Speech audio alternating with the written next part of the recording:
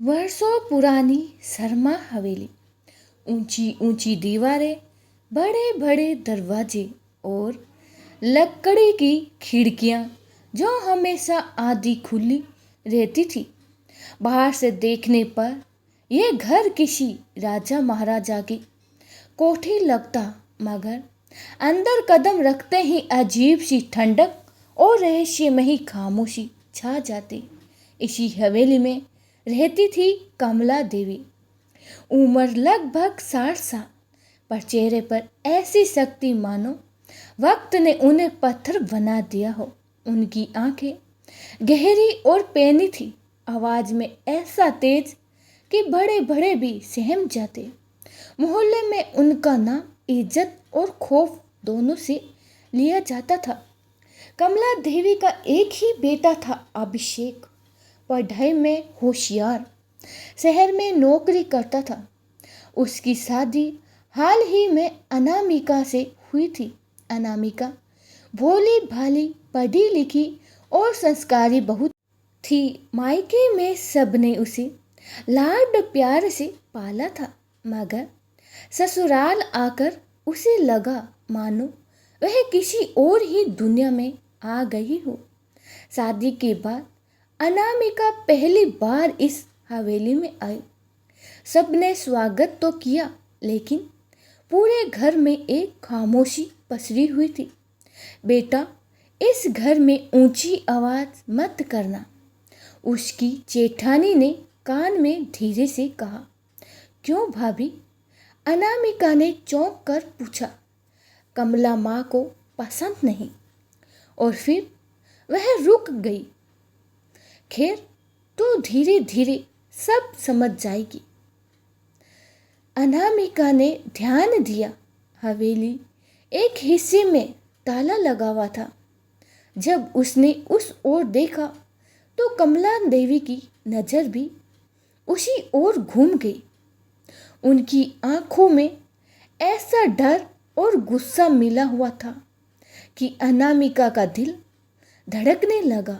अगले दिन सुबह सुबह जब अनामिका आंगन में तुलसी को जल चढ़ा रही थी, तब अचानक दरवाजे पर आकर एक महिला खड़ी हो गई। वह थी रेखा, कमला देवी की बेटी और अनामिका की ननंद। रेखा मायके में अक्सर आती जाती रहती थी। उसकी शादी हुई थी, मगर वह ज़्यादातर मायके में ही रहती थी। चेहरे पर किताबों का गहरा असर था। बड़ी बड़ी ऐनक, हाथ में नोटबुक और कलम हमेशा रहती। तुम अनामिका हो ना? रेखा ने मुस्कुराकर पूछा। जी दीदी। अनामिका ने हाथ जोड़ लिए। रेखा ने सिर पर पांव तक उसे देखा और बोली, तुम्हें यहाँ रहना आसान नहीं होगा, मगर डरना मत। अगर कभी अकेलापन लगे तो मेरी किताबें पढ़ लेना, उसमें बहुत जवाब छुपे हैं। अनामिका को उसकी बात अजीब लगी। किताबें? हाँ, मैं एक किताब लिख रही हूँ, घर की परछाई नाम है। उसका शायद तुम्हें सब कुछ समझने में मदद करे। रेखा यह कहकर चली गई, लेकिन अनामिका के मन में सवाल छोड़ गई। उस रात हवेली में तेज आंधी आई। खिड़कियां जोर जोर से बजने लगी। सब लोग अपने कमरे में थे। अनामिका की नींद खुली तो उसे लगा जैसे आंगन से किसी के चलने की आहट आ रही है। वह धीरे धीरे उठी और दरवाजा खोला। बाहर अंधेरा था, लेकिन दूर हवेली का वही बंद हिस्सा दिखाई दे रहा था, जिसकी ओर जाने से सबने मना करते थे। आश्चर्य की बात है यह थी कि वहाँ का ताला खुला हुआ था और दरवाजा आधा खुला था।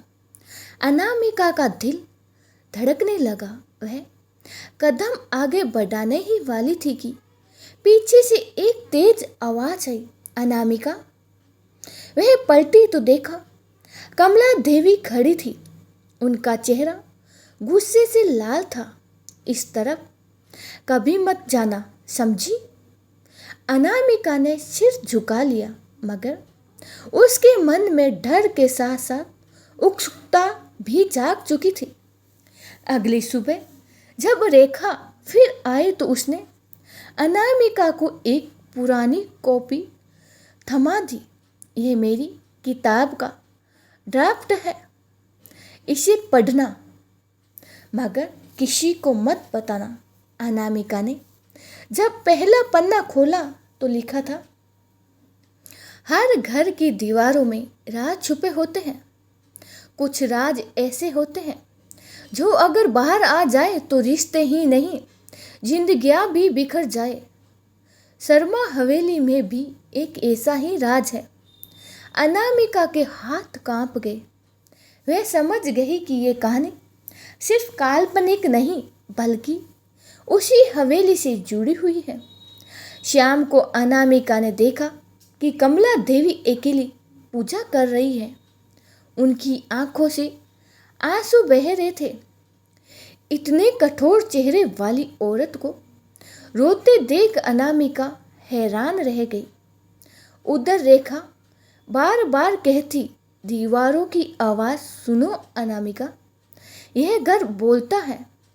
धीरे धीरे अनामिका को लगने लगा कि हवेली की हर चीज़ें में कोई रहस्य छुपा है। वो बंद हिस्सा, कमला देवी का गुस्सा और डर और रेखा की किताब। अनामिका को समझ आ गया, उसकी ससुराल सिर्फ एक घर नहीं बल्कि एक सस्पेंस का जाल है, और अब वह खुद उस जाल में फंस चुकी है। अनामिका ने उस रात सोने की लाख कोशिश की, मगर नींद आंखों से कोसों दूर थी। बार बार वही दृश्य आंखों के सामने घूम रहा था। आधा खुला दरवाजा और कमला देवी का गुस्से से भरा चेहरा। सुबह होते ही उसने किताब का दूसरा पन्ना खोला। लिखा था, मेरी माँ कमला देवी जितनी सख्त दिखती है उतनी ही टूटी हुई भी है। इस घर के एक हिस्से में वो दर्द छुपा है जिसे वो कभी बाहर आने नहीं देना चाहती, लेकिन सच दबाने से कभी रुकता नहीं। दीवारें भी बोल उठती है। अनामिका पढ़ते पढ़ते कांप गई। किताब में माँ शब्द देखकर उसे यकीन हो गया कि यह कहानी रेखा ने अपनी ही जिंदगी और घर पर लिखी है। उस दिन अनामिका रसोई में थी। अचानक किसी बर्तन के गिरने की आवाज़ हवेली के बंद हिस्से से आई। वह चौंक पड़ी। क्या सचमुच कोई वहाँ रहता है? उसके मन में सवाल उठा। वह धीरे धीरे आंगन पार करके उसी ओर बढ़ी। दरवाज़ा इस बार बंद था, लेकिन ताले पर ताज़ा खरोच के निशान थे। तभी पीछे से रेखा आ गई। उधर मत जा अनामिका। दीदी, आखिर वहाँ क्या है? रात को भी आवाज़ें आती हैं, अब बर्तन गिरने की आवाज़। रेखा ने गहरी सांस ली। अगर तुम जानना चाहती हो तो मेरी किताब पढ़ते रहो, जवाब वहीं मिलेगा। कमला देवी का रहस्यमयी डर। शाम को पूरा परिवार एक साथ बैठा था। अनामिका ने हिम्मत करके पूछ ही लिया, माँ जी, हवेली का वो हिस्सा हमेशा बंद क्यों रहता है? कमला देवी की आंखें लाल हो गई। तुम्हें अपने काम से मतलब रखना चाहिए बहू। उस ओर जाने की सख्त मनाही है। कमरा एकदम सन्नाटे में डूब गया। अभिषेक भी कुछ नहीं बोला, जैसे वो भी इस सवाल से डरता हो। अनामिका को लगा मानो इस घर के हर सदस्य के होठों पर ताला जड़ा हुआ है। रात को जब सब सो गए तो अनामिका ने फिर किताब खोली। तीसरे अध्याय का शीर्षक था गुप्त कमरा। उसमें लिखा था, हमारे घर का पिछला हिस्सा कभी मेरे बड़े भाई का कमरा था। वही भाई जिसकी मौत को आज भी माँ खुलकर स्वीकार नहीं कर पाती। कहते हैं उसने आत्महत्या की थी, मगर मैंने उस रात कुछ और ही देखा था। शायद वो मौत नहीं बल्कि अनामिका का दिल जोर से धड़कने लगा। भाई, मौत और माजी क्यों छुपा रही है?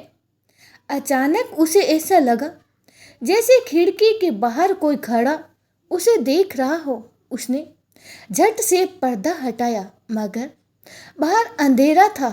अगले ही दिन रेखा ने अनामिका से कहा, बहू तू डर मत, इस घर में जितने भी राज हैं सब धीरे धीरे सामने आएंगे, बस हिम्मत मत हारना।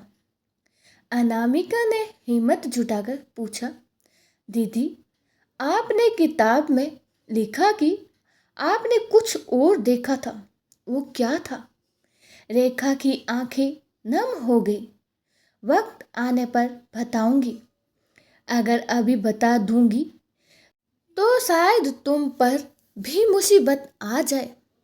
उसी शाम हवेली में अचानक बिजली चली गई। अंधेरे में सब इधर उधर भागने लगे। अनामिका ने देखा हवेली के उस बंद हिस्से की खिड़की के पीछे से धुंधली सी परछाई हिल रही थी। वह कांप उठी। क्या वहां कोई जिंदा है? रात को अनामिका ने सुना कमला देवी अकेले कमरे में बैठकर किसी से बात कर रही थी। तू चैन से रह, मैं तेरा सच किसी को सामने नहीं आने दूंगी। अनामिका दरवाजे के पीछे खड़ी थी। उसकी सांसें तेज हो गई। माची किससे बात कर रही है? कमरे में तो कोई और नहीं है। क्या कमला देवी अपने मरे हुए बेटे से बात कर रही थी, या फिर सचमुच उस हवेली में कोई और भी था?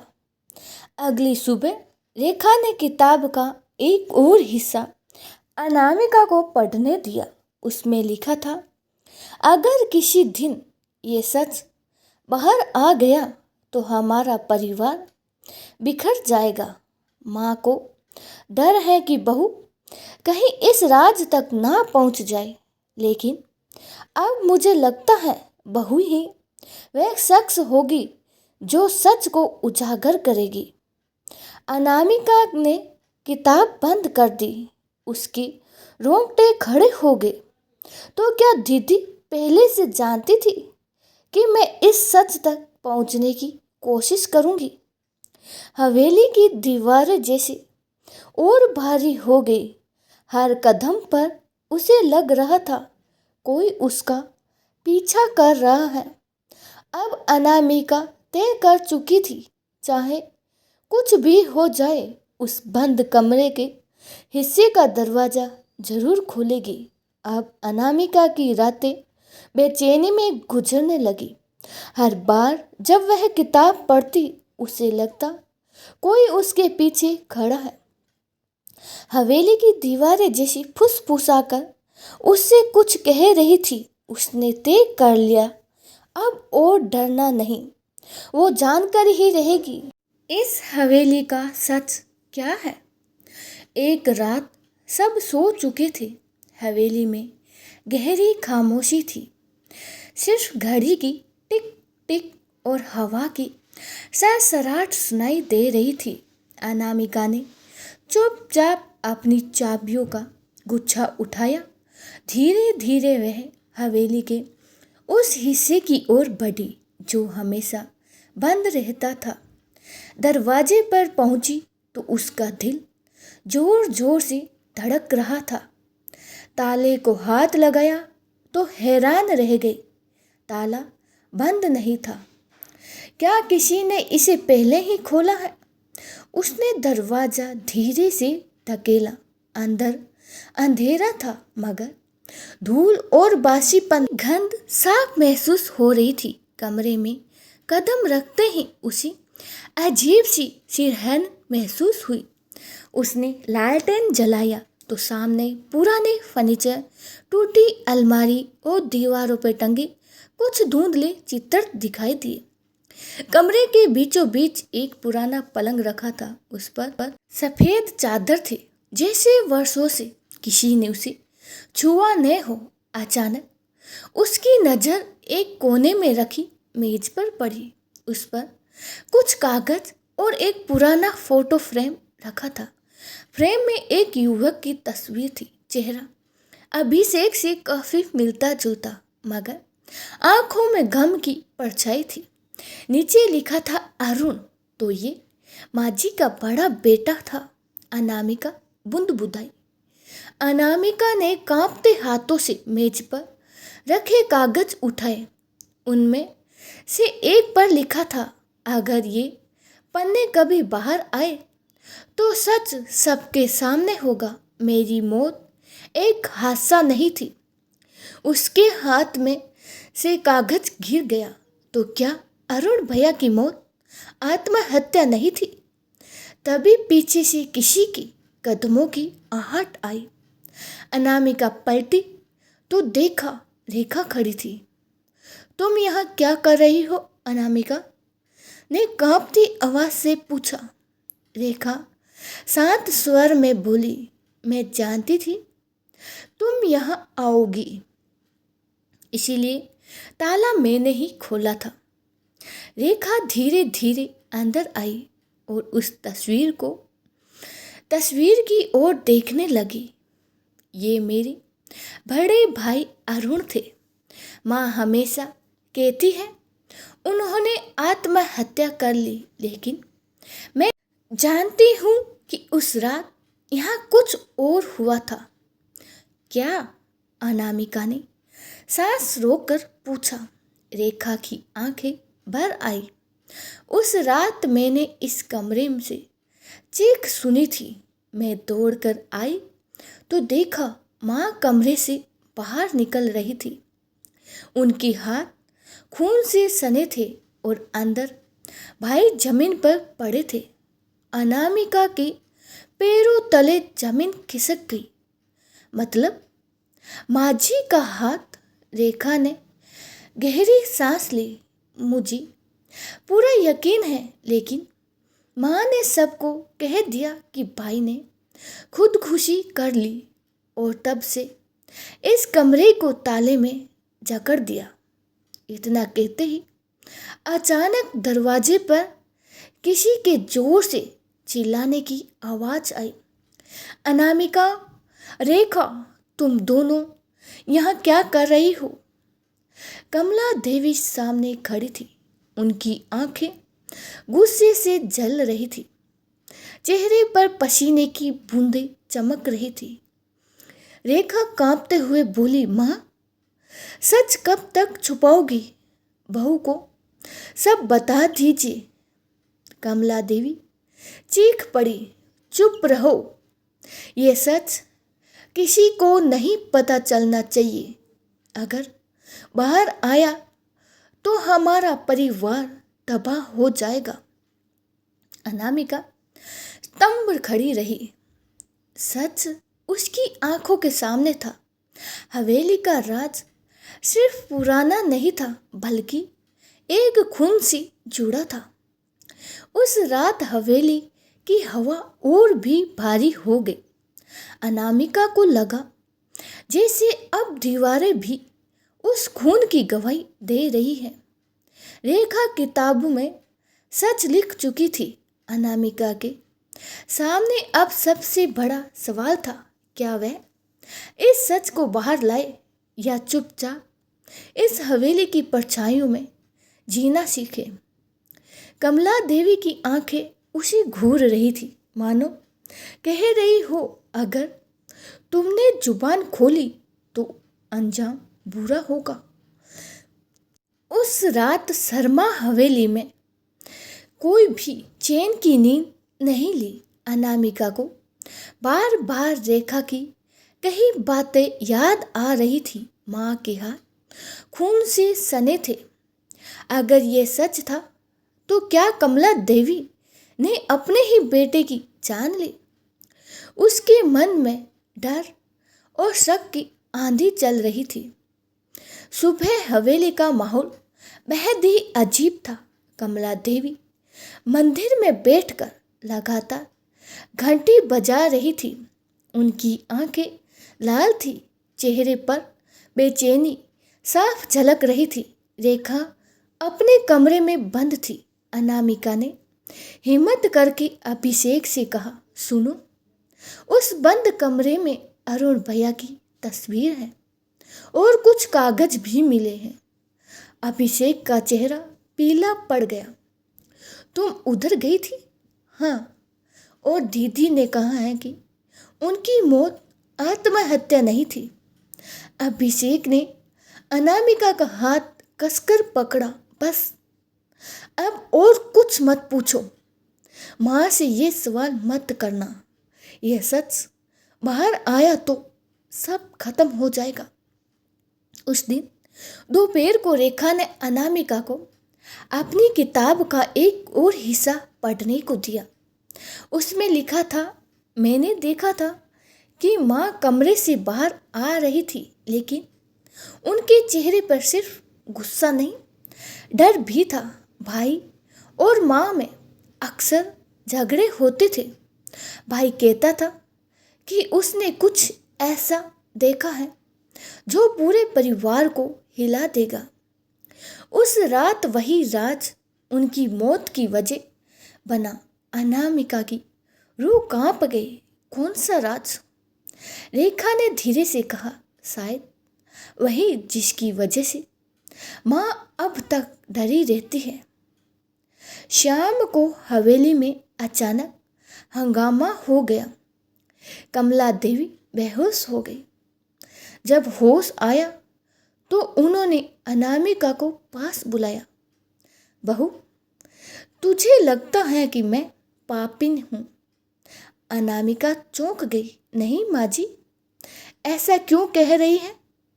कमला देवी की आंखों से आंसू बह निकले। अरुण मेरी आंखों का तारा था, लेकिन उसने एक ऐसा सच जान लिया था जिसे सुनकर मेरी जिंदगी ही उजड़ जाती।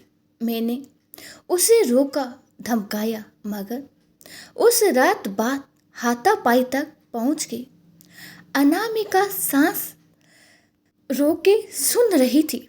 कमला देवी ने कांपती आवाज में कहा, झगड़े में मैंने धक्का दिया और वो दीवार से टकरा कर गिर पड़ा। मैं चीखी भी न पाई। उसका सिर फूट चुका था। अनामिका स्तंभ रह गई। तो अरुण भैया की मौत हादसा थी? कमला देवी फूट फूट कर रोने लगी। हाँ, मैं कातिल नहीं थी, पर मुझे डर था कि लोग मुझे कातिल मानेंगे। मैंने ही खुदकुशी की झूठी कहानी फैला दी। रेखा भी वहां आ चुकी थी। उसने माँ का हाथ पकड़कर कहा, माँ, आपने हमें सब पहले क्यों नहीं बताया? कमला देवी रोते हुए बोली, क्योंकि अरुण जिस सच को बाहर लाना चाहता था वो और भी भयानक था। रेखा और अनामिका ने एक दूसरे को देखा। क्या सच? कमला देवी ने कांपते होठों से कहा, अरुण ने मुझे बताया था कि हवेली के पुराने तय खाने में हमारे दादाजी के जमाने का एक राज छुपा है, काले पैसों और गलत धंधों का। वो सबूत जुटा चुका था। अगर वो बाहर आ जाता तो हमारा खानदान बदनाम हो जाता।